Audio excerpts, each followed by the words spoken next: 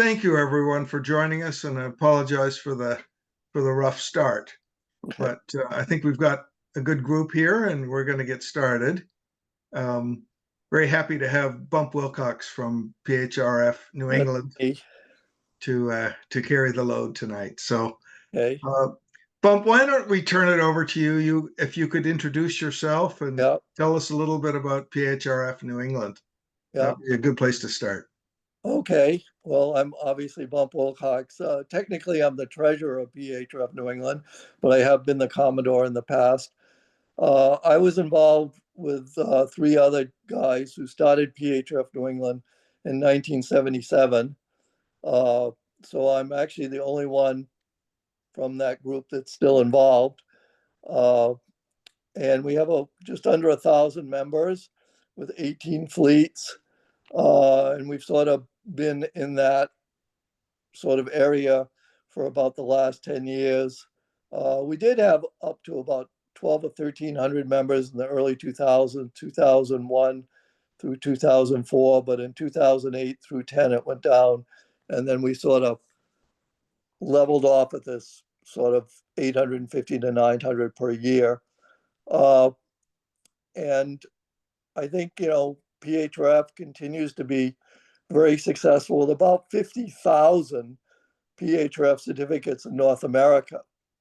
And to give you an idea of how that compares, there are about 1,000 measurement certificates. So what's the difference between PHRF and measurement? And also, since 1977, when we created PHRF, which we actually copied PHRF Southern California back then, uh, since then, there have been over 6 measurement rules that have come and gone, the latest being ORC.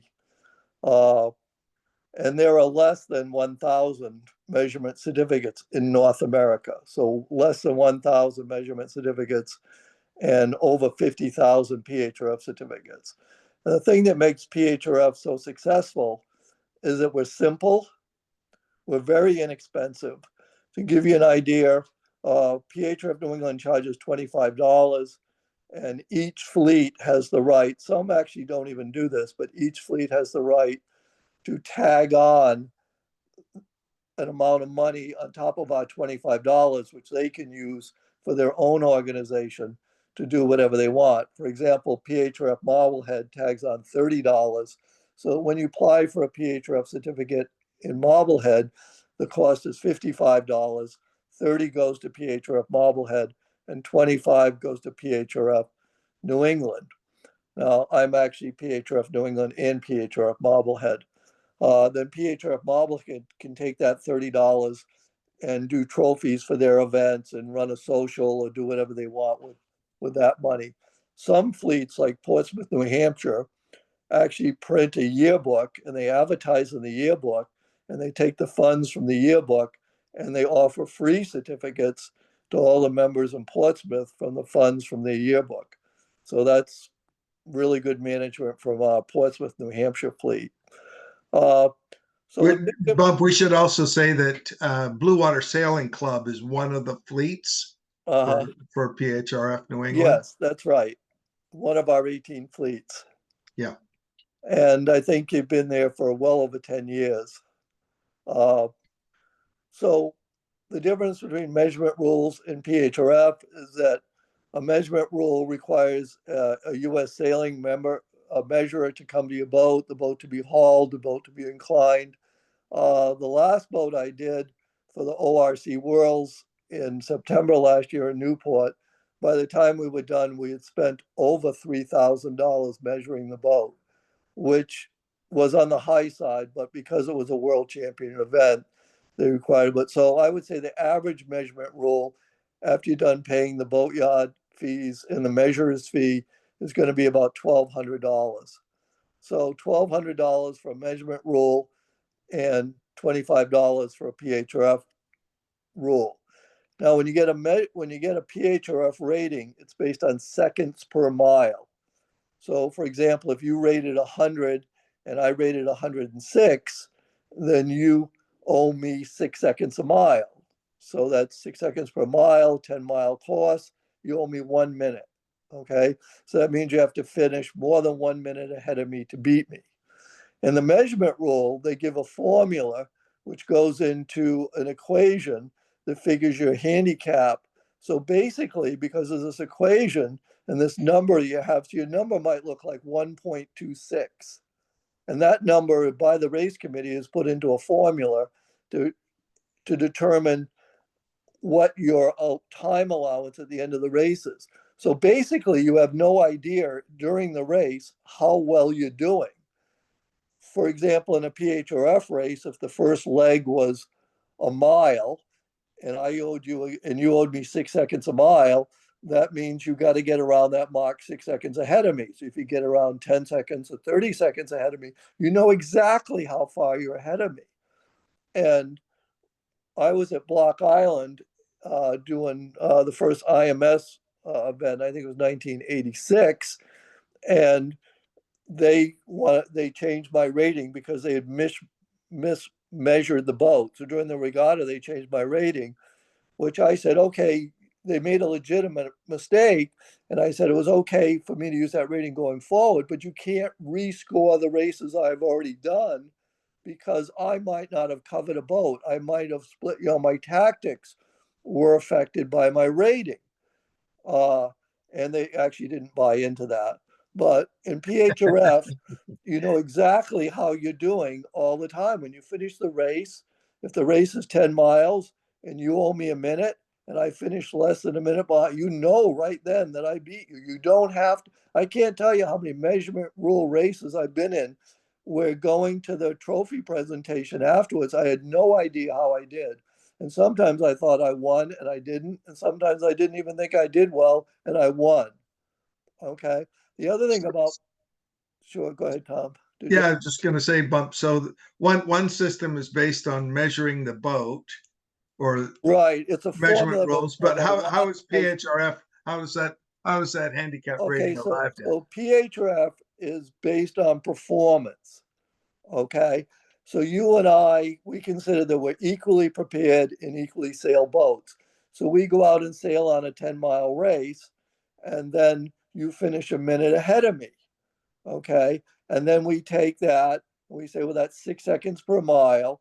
And then we make the difference in the boat 6 seconds per mile. And then we continue to race during the year. Now, if one of us beats the other one more, consistently, then we adjust the rating. So PHRF has the ability to adjust the rating, and the PHRF member has the right to appeal the rating. And I would say of the appeals we do, we just did an appeal, and about 75% of the people who appeal do get a positive outcome. Now, once you have your ORC boat measured, you cannot appeal the rating. That's your number. Now you can have the boat remeasured for another $1,000 to $1,200, right? And you can remeasure your boat as many times as you want to, but the number that formula, so you can come in last in every single race and have a well-prepared, well-sailed boat, but your rating doesn't change because you don't have any input into that. Whereas in PHRF, again, it's free. It doesn't cost you anything.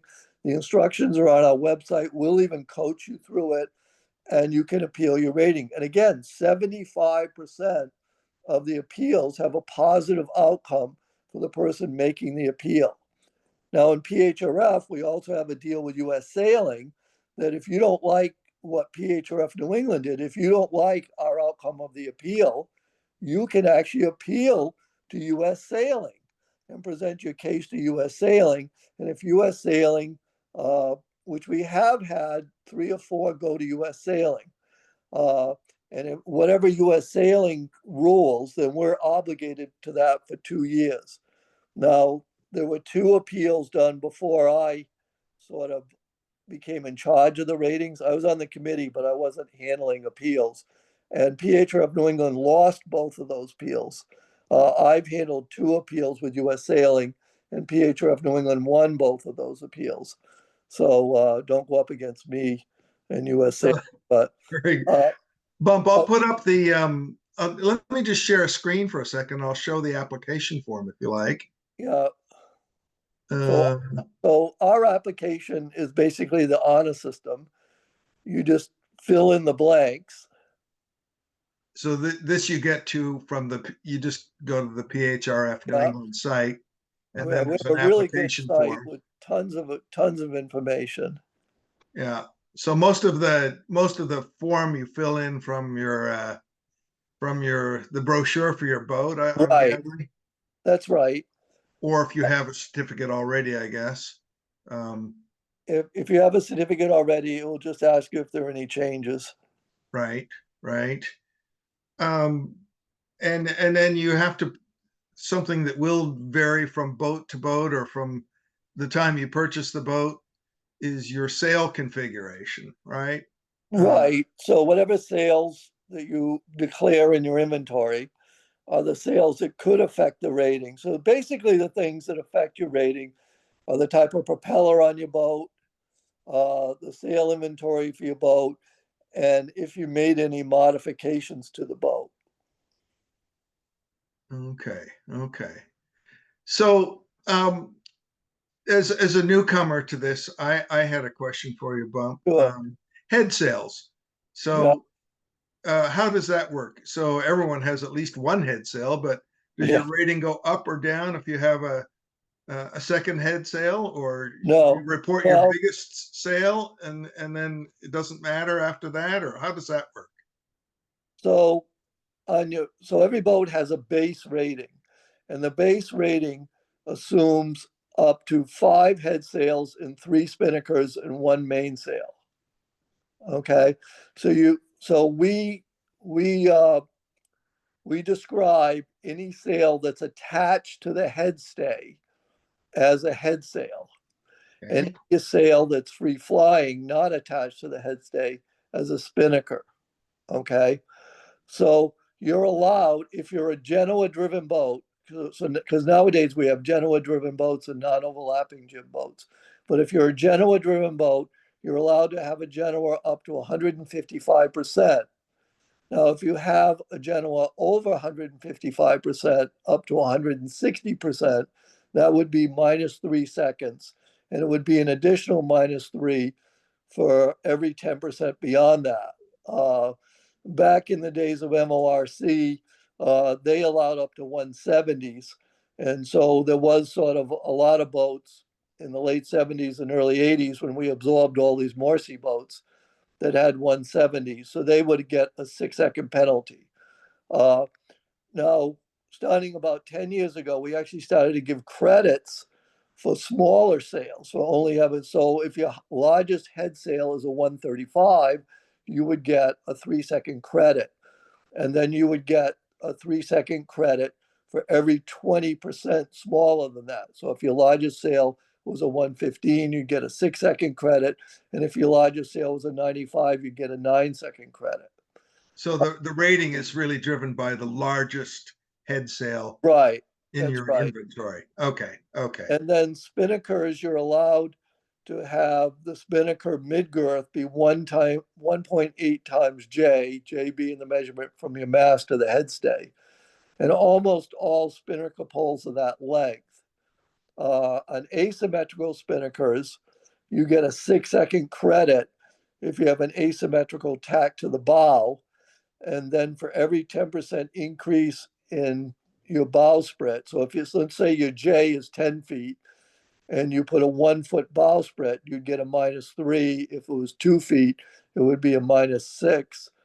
But then you get a minus six, but you got a 6 second credit for having the asymmetric, so it actually nets out to zero. The mid-girth Okay. spinnaker is allowed to be 1.8 times this. Now, I know this sounds a little bit complicated, but every sailmaker in the world knows about this. So if you decide to convert your boat, for example, from a symmetrical spinnaker to an asymmetrical, uh, you can either contact us or Megan, who's our secretary, who's on this call. That's the sort of thing that you can contact her, and she Also can, a sailmaker. right, because Okay. Megan's a All right. sailmaker too, so she can describe to you, what point. So if you're getting a plus 6 for going to it really is to your benefit to go with what we call a 20% split. So again, if you had a 10-foot J and you went to a 2-foot split, so your length would now be 12 feet. 12 times 1.8 would be the midgirth of your spinnaker.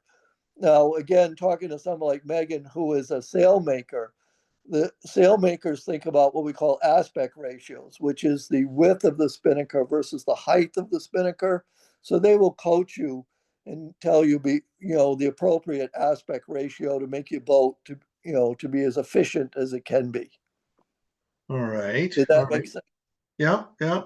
Any questions from the group on the call? Tom, I've got a August, question. yes. Yeah, I have an Eastern Connecticut Sailing Association, Yeah, PHRF. If I yeah, am going to race in Massachusetts, do I need to get a New England one, or can I just yes. transfer it? No, each organization is independent, which is also, I think, a big benefit from PHRF because we sort of adjust to what boats we have and what sailing conditions we have. For example, in San Francisco Bay, which is a windy area, you could end up getting very different PHRF ratings than you would in Marblehead, where it's relatively light, and then Long Island, where it's even lighter. In Long Island, if you want to have the best light air boat you can because they drift around a lot. So you do need to go to the site phrfne.org and submit, a new certificate. Uh, if it's a boat that we haven't rated before, and we have rated thousands of boats, so it's highly likely we've rated a boat like it. What kind of boat do you have? It's a Bavaria Vision 42, so you probably haven't rated Well, we it. might have. We've done several Bavarias, but we may not. If we haven't done, we would ask for a copy of your certificate, and we might even call Long Island to ask. We network with them in Narragansett Bay and Chesapeake all the time to say, how do you feel about this rating? And they're, oh, we feel really good about it. And then we would just probably use the same number. Okay, thank you. We do network with the other PHRF, and we all seem to get along very well, and we're very respectful of each other's. I will say, I love this story. Uh, about 10 years or 12 years ago, there was a lot of dissension in Long Island about, the biggest criticism, which is a legitimate criticism for PHRF, is you could say, well, the people rating the boats, are going to give good ratings to their friends because, it could be very politically influenced. And who gets on PHRF rating committees? They're people who are very active in sailing and often have very strong opinions about what ratings should be. Okay. So in Long Island, there was this dissension where people really thought, and I think there was some legitimacy to this, they really thought that there was some political implications in the rating system. So there was a coup in Long Island and they threw out the PHRF organization and they put in a new group.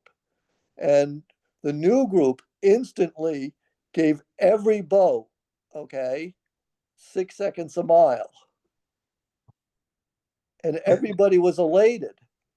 Now, in fact, the rating really didn't change. Because if you owed me 6 seconds a mile, you still owed me 6 seconds a mile. But everybody was so excited.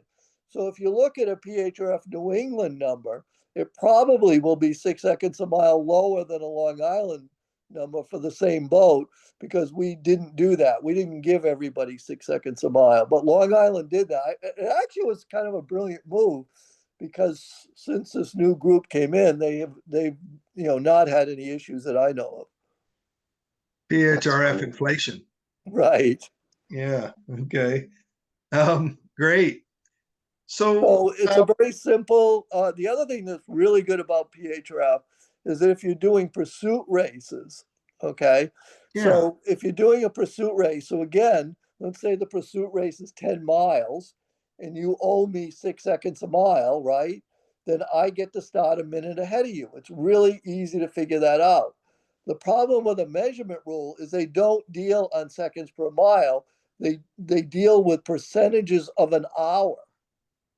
So you might owe me, 1/10 of an hour or 1/100th of an hour. So there are 360 uh, seconds in an hour. Let's see, there's 60 seconds in a minute times 60 minutes. So that's 3,600. Yeah. 30. So the 3,600 seconds in an hour, right? So you might owe me 100 seconds per hour of racing. You see what I mean? So, So if so we're in a, going to we're in going a to organize a pursuit race as part of our, let's say, as part of one of our cruises. That's well, that would make sense, that's the thought that crossed my mind. We might have. right?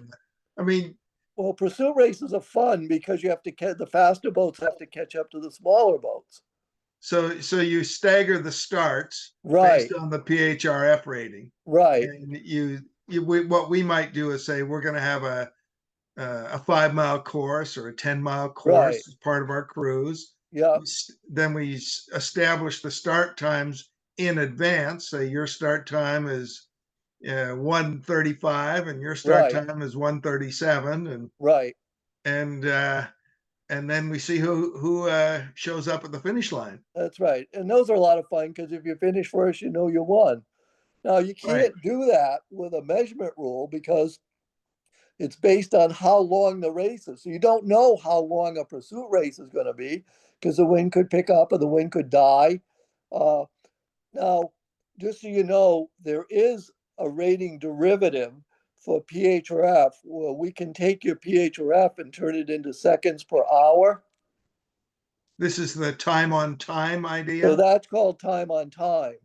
So the race committee would pick a derivative of say 550, 600, or 650.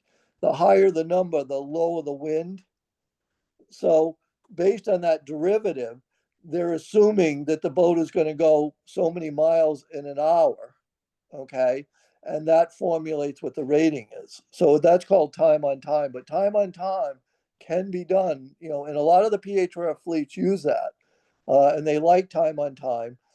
Time on time tends to favor smaller boats because if basically everybody's barely moving or becalmed, because the time is still going, the smaller boats are gaining time on the big boats, even though they're not moving. You see what I mean? So if the race was supposed to be an hour, right? Okay, but it goes to 2 hours, then you get twice as much handicap. So it favors the smaller boats, which I think is, there's some logic there. There's some good logic there. So you do have the ability to go to uh, either time on distance or time on time. Uh, Time on time is a little bit harder to figure, and you have to pick the derivative that you're gonna work off of. But Okay. both of them are pretty simple compared to a measurement rule. Any more questions from our group? Don't be shy. Okay. So Um, each fleet has a fleet governor and a fleet handicapper. So the fleet handicapper would be responsible to make sure that what the people put on their certificates, even though it's an honor system, is accurate. And it's not unusual for our fleet handicappers to walk through the boatyards in the winter and then report that the keel that's on the boat is nothing like what the guy reported or something else like that. Or to see a boat that's, say, take example would be a Beneteau 36.7, right? A first 36.7 is a fractional rig spinnaker. But you go out there and the guy's flying a masthead rig spinnaker, then it would be up to the handicapper. And it's best just to call the guy and say, hey, you know, uh, 99 times out of 10, they'll tell you that, they don't know why that is. They bought the boat that it was that way. They'll play Jimmy the Dunce. And then you just call me and we adjust their rating for that. And that's it. There's no more beyond that, even though we know that the guy probably knew exactly what he was doing the whole time. Bump, we've had quite a few Blue Water Sailing Club members have a PHRF certificate at one Right. time or another. Yeah. I think we've got uh, some members that have let their certificate lapse. Yeah. Any advice to them? Can they just go on and, I mean, are you Their keeping old records? certificate, their old certificate will still show up. Okay, It's okay, all in the program, and you know, it'll all show up to me. So, okay. and again, if they get confused about that, they can contact Megan. Uh, and there's a thing for, I think it's, you know, contact your certificate processor, and Megan will get a copy of that and help people get through the certificate process. Okay, very good. We'll make sure that we get Megan's contact information in the follow-up to this, Bob. Okay. So, There's another aspect of this for a recreational. David, just, Oh, I think David has a question. oh, yeah, sorry. Go ahead, David. How do catamarans fit or multi-hulls fit into this? okay, so we have a thing called an unofficial rating. Okay, so catamarans do not fit into our definition of what a boat is. And then we have other, we have other, we have other requirements, like you have to have an inboard engine, you have to have a self-bailing cockpit, you have to have a certain, you know, ride stability. In a lot of boats, you know, like an Etchells or something like that, or a catamaran, might want to race in the race. Now, the one thing that I have to make really clear, PHRF New England does not determine who can race and who can't race. That's up to the race committee. Okay.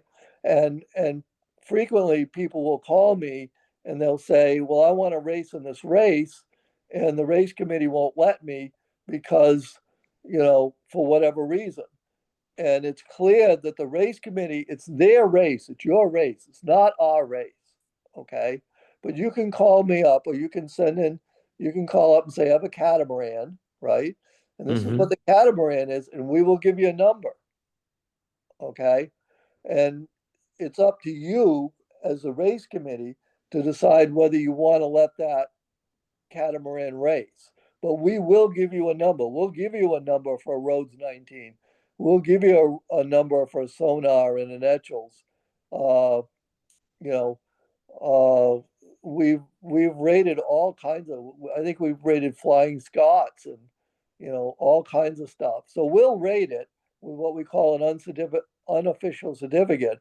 But it's not, a guy cannot come to you, right, with an unofficial rating certificate for a catamaran and say you have to let me race. No, that you can let anybody in your race you want to, and you can restrict anybody, even if they have a regular PHRF certificate. If you don't want them in the race, you know, a good example is out of the Beverly Yacht Club in Marion. They have a women's only night. So that if you're a man, you can't race. You know, that's their decision. Okay. So you make the decision who's going to be in your races. Any boat that you want us to rate, we'll give you a number. And if you want to use that, you know, God bless you. Well, how does one get a rating for a catamaran? Do you fill out this form, Yeah, you or is just there a go on, special form?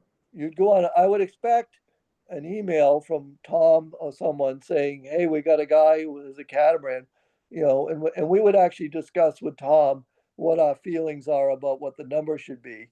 But yeah, they can fill out the certificate that's online and send it in.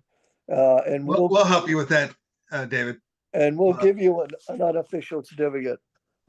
One thing that I want to bring up is that we have this thing called a recreational allowance, which is a 6-second credit. And the 6-second credit allows for one mainsail, two head sails, one above 115% and one below 115%, and one spinnaker.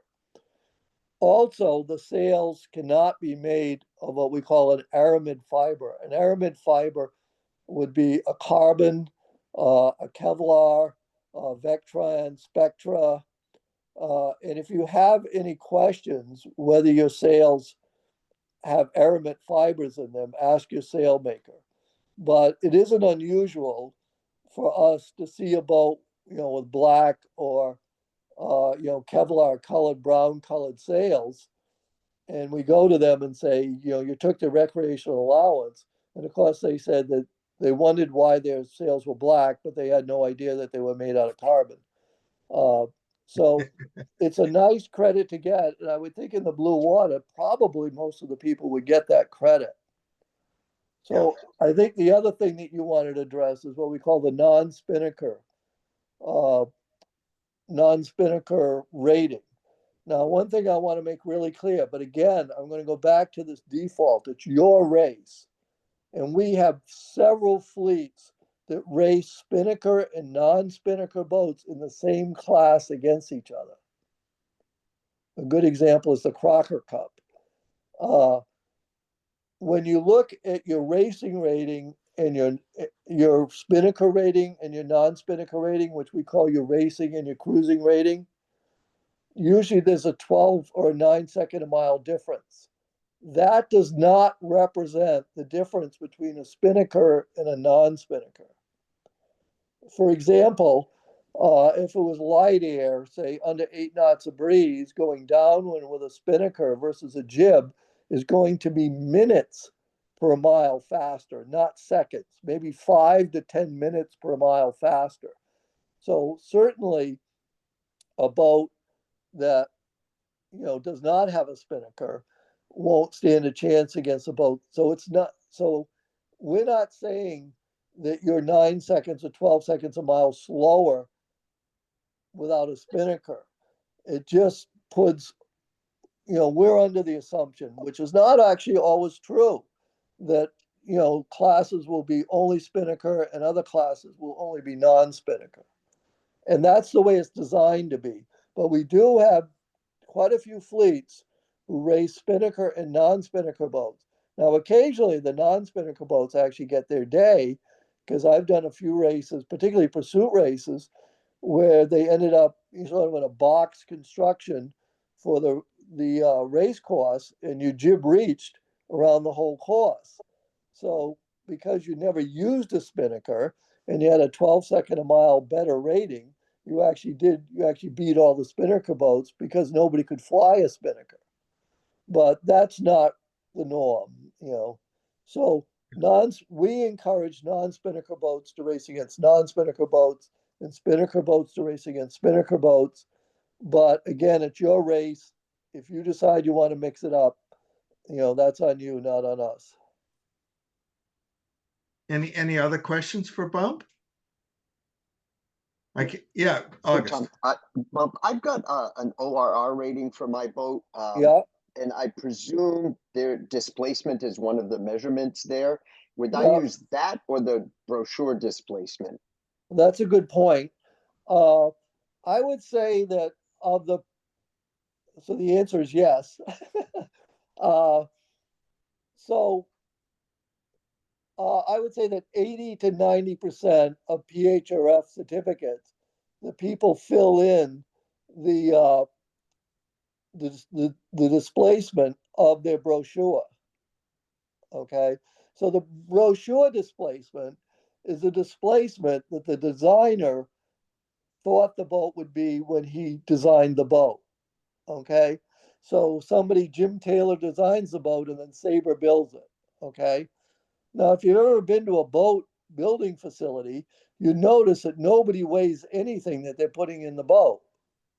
Okay, so I would say on average, the typical sailing weight of a boat is 10 to 15% higher than the brochure weight.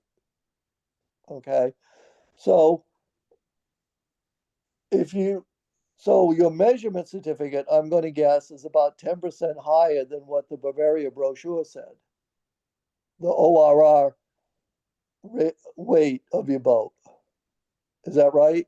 I'd have to look it up. I would just guess thought of on this average question. that's about, you know, for production built boats, you know, that's not true of custom boats, but definitely, you know, CNC Sabres, Beneteaus, Jeanots, but you know, on average they're 10% heavier. That's consistent with, I too have an ORR certificate and a PHRF Right. certificate.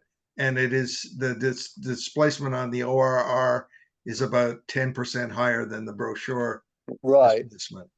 So what we would do if we were rating, for example, if we were rating your boat, we would go to sailboatdata.com, which is a website, and we would look and get all the dimensions of your boat off of that, and then compare that to what you put on the certificate. Okay. Now, for example, if sailboatdata.com said that your I was 56, and you put down in the certificate that your I was 58, we would probably contact you and say, our records show that your rig is 2 feet higher. Now, some manufacturers do have different height rigs, what we call tall rig. If you look at our base rating, you'll see TM after a lot of ratings. That means tall mast. Same with the keel. So a DP, DK after the rating would mean a deep keel. So we'll compare what you put on your application. Now, if sailboatdata.com says your boat weighs 20,000 and you put on your certificate 22, we're going to go, well, that's the 10%. So we'll actually just assume that that's because the design weight is lower than the build rate and you're using the build rate. Now, if you put 26,000 as the weight, then we would contact you. Now, if you read the PHRF New England bylaws, it says that the boat has to be made ready for racing. So if you have a generator on board and an extra fuel tank and a windlass and 17 anchors, and you sail with your water tanks full, your boat could be thousands of pounds heavier. But our bylaws say you need to take that stuff off if you want to be competitive. Having a 55-pound CQR hanging off the front of your boat is not in the spirit of being competitive. If you're sailing with your outboard engine in the down position, don't appeal your rating. And we have some really interesting stuff on the appeals. We ask, how do you prepare the bottom of your boat? And usually the answer is we put a fresh coat of paint on every spring, which doesn't really impress the committee. I wet sand the bottom of my boat to 600, yet this guy puts one coat on. And then we had a guy argue that the bottom of his boat must be really fast because he didn't use it all summer. So because he didn't use the bottom, it must be in a really, really fast condition. Even though he had 6 inches of grass growing off the bottom. So anyways, as part of our thing, we'll ask you the sailing experience of the people on the boat. We had one guy appeal his rating because they were older and they didn't want to sit on the rail. So that was not a good appeal. But most of the people who do appeal, one thing that I will tell you is that I sail on a lot of different boats, as does Megan. We're on different boats all the time. And I've been on boats that win almost all the races that they're in, okay? Yet I've never been on a boat where the crew thought they had a fair rating. Even the boats that won all the time, they thought they should win by more. And knowing that I was on the rating committee, they just wail on me while I'm on the boat about, a good example is a guy calling me up saying that he sailed next to another boat that he owes 9 seconds a mile to for 3 miles and they didn't move at all. And then I said to the guy, well, you were 5 minutes late to the start. So the fact that you caught up to the guy after 5 miles into the race means that you were sailing a minute a mile faster than him just to catch up to him. And the guy said to me, how did you know I was 5 minutes late? I said, well, a lot of ears and eyes out there. So if you're going to appeal your rating, do try to start the race on time. Great. But we're a simple system. We're easy to execute. Oh, the other thing about, again, a measurement certificate, if I wanted to race in a race a month away, I would not have my rating certificate available. It wouldn't be done. so I couldn't enter the race. If I have a guy call me up on a Thursday or a Friday night and he needs a certificate, like Tom, if you call me up and say, geez, at the last minute, Fred wants to race, Yeah, we need to get it, send me that certificate. We'll get it rated and back to you in plenty of time for the race. You call me Friday night for a Saturday morning race, I'll get you the rating. So there's no excuse not to have a rating. Unlike if you have an ORR or a ORC certificate and you want to, on Wednesday, you want to race on the boat on Saturday, well, there's no way you're going to get the boat measured, weighed, and everything else that you have to do. Well, we can do that. Question so for I you. just, yeah, I was fortunate to be able to buy a used spinnaker a couple years back for my boat, but I have no idea of the technical measurements. What's a good way for me to update those measurements? Take it to a sailmaker. You can measure it. The only measurement that we care about is the mid girth. So you can lay it out on the lawn and take the middle of the spinnaker and run a tape measure to one end or the other. Now, you're probably thinking that that spinnaker, after all these years, stretched. Possibly. But we'll ask Megan, the sailmaker. If I have an older spinnaker, is it going to be bigger or smaller 10 years later? Smaller. Absolutely right. It actually shrinks. So, if anything, the spinnaker will be smaller, not bigger. It would be porous though. The material starts to go. It's not going to be fast by any means. It's not a good trade-off just because it's smaller. Who's going to try to sell you a new sail? No, really, it's the honest truth. so we've got a three-cornered spinnaker, right? Right. And we want to measure the Just girth. lay it out on the lawn, Yeah, and where do we measure the right in the girth? middle. It doesn't have Okay, to be exact, but that'll be, just You go to the fold- middle of the spinnaker. so halfway up to the top and Yep. You and fold the across. head down to the tack, and then you get that fold mark. You make a pencil mark. Ideally, you're pinning it out so it's stretched all the way, but then Yeah, you take the measurement across the width of the sail at that mid mark that you have. If it's symmetrical, it doesn't matter which clue you go to. If Yep. it's an asim, you're going to take the head to the tack, so you match the two attachment points. And where that fold is where you're going to measure across the whole sail. got it. That's Got a it. good That way. makes sense. Yep. All right. And again, if you have questions, you can just contact Megan and she can talk you through it. And you can do this right on your lawn. All right. All Or you right. can bring it to Megan and she'll do it for you. It's helpful to have two people. It's kind of like putting on a fitted sheet to a bed with one person. So I have my certificates. They're I'm going to renew them this. I'll renew them tomorrow, Bump, just to let you know. I know they have 2024 on them, but I was waiting to get.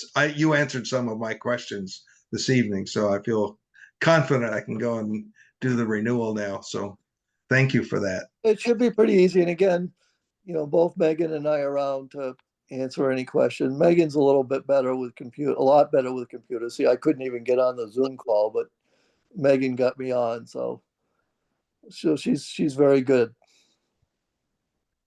Any more questions for Bump or for Megan before we let them go?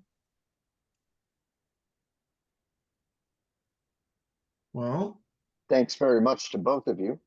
Yes, thank Oh, you. appreciate Yeah, it. thank Very you, Bump. informative. Thank you, Megan. Really very informative, and appreciate your insights on this. And we'll do what we can at our end to get some more certificates going in the Blue Water Sailing Club. I like the idea of organizing some pursuit races, and this might be just the spur we need to do that. So Well, Yeah. Tom, if you do, please reach out and I'll put I'll add any regattas to our website and blast an email out to the rest of the members across New England.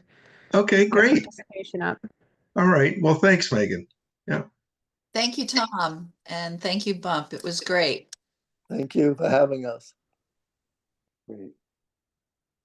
All right. everybody. Good night, everyone. Thanks. night. Good night. Thank you. Right. Thank you.